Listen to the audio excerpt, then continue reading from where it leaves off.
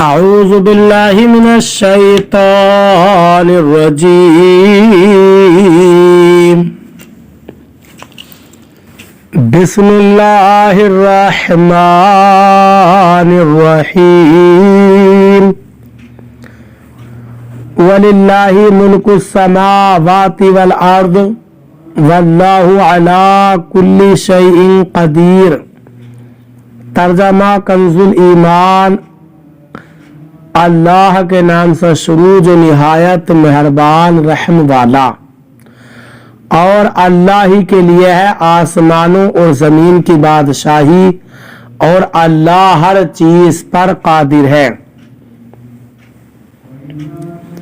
وَلِلَّهِ مُلْكُ السَّمَاوَاتِ وَالْأَرْضِ، اور اللہ ہی کے لیے آسمانوں اور زمین کی بادشاہی ہے۔ اس آیت میں ان گستاخوں کا رد کیا گیا ہے جنہوں نے کہا تھا کہ اللہ عز و جل فقیر ہے۔ ان کے رد میں فرمایا گیا کہ جو زمین و آسمان کے دائرے میں آنے والی ہر چیز کا مالک ہے، اس کی طرف فقر کی نسبت کس طرح کی جا سکتی ہے؟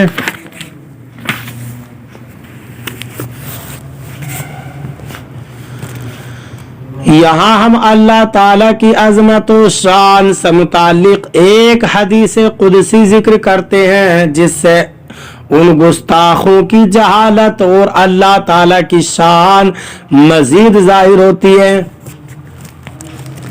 چنانچہ حضرت ابو ذر رضی اللہ تعالیٰ عنہ سے روایت ہے، نبی اکرم صلی اللہ علیہ وسلم نے ارشاد فرمایا، اللہ تعالیٰ ارشاد فرماتا ہے، اے میرے بندو، میں نے اپنے اوپر ظلم کو حرام کیا ہے اور میں نے تمہارے درمیان بھی ظلم کو حرام کر دیا، لہذا تم ایک دوسرے پر ظلم نہ کرو۔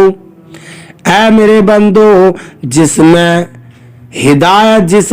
ہدایت دوں اس کے علاوہ تم سب گمراہ ہو، اس لیے تم مجھ سے ہدایت طلب کرو، میں تمہیں ہدایت دوں گا۔ اے میرے بندو، جسے میں کھلاؤں اس کے سوا تم سب بھوکے ہو تو تم مجھ سے کھانا طلب کرو، میں تمہیں کھلاؤں گا۔ اے میرے بندو، جسے میں لباس پہناؤں اس کے علاوہ تم سب بے لباس ہو، لہذا تم مجھ سے لباس مانگو، میں تمہیں لباس پہناؤں گا۔ اے میرے بندو، تم سب رات دن گناہ کرتے ہو اور میں گناہ بخشتا ہوں، تم مجھ سے بخشش طلب کرو، میں تمہیں بخش دوں گا۔ اے میرے بندو، تم کسی نقصان کے مالک نہیں ہو کہ مجھے نقصان پہنچا سکو، اور تم کسی نفع کے مالک نہیں ہو کہ مجھے نفع پہنچا سکو۔ اے میرے بندو، تمہارے پہلے اور آخری، تمہارے انسان اور جن، تم میں سے سب سے زیادہ متقی شخص کی طرح ہو جائیں، تم میرے ملک میں کوئی اضافہ نہیں کر سکتے، اور اگر تمہارے پہلے اور آخری، تمہارے انسان اور جن، تم میں سے سب سے زیادہ بدکار شخص کی طرح ہو جائیں تو میرے ملک سے کوئی چیز کم نہیں کر سکتے۔ اور اے میرے بندو، تمہارے پہلے اور آخری، تمہارے انسان اور جن کسی ایک جگہ کھڑے ہو کر مجھ سے سوال کریں اور میں ہر انسان کا سوال پورا کروں تو جو کچھ میرے پاس ہے اس سے صرف اتنا کم ہوگا جس طرح سوئی کو سمندر میں ڈال کر نکالنے سے اس میں کمی ہوتی ہے۔ اے میرے بندو، یہ تمہارے اعمال ہیں جنہیں میں تمہارے لیے جمع کر رہا ہوں، پھر میں تمہیں ان کی پوری جزا دوں گا۔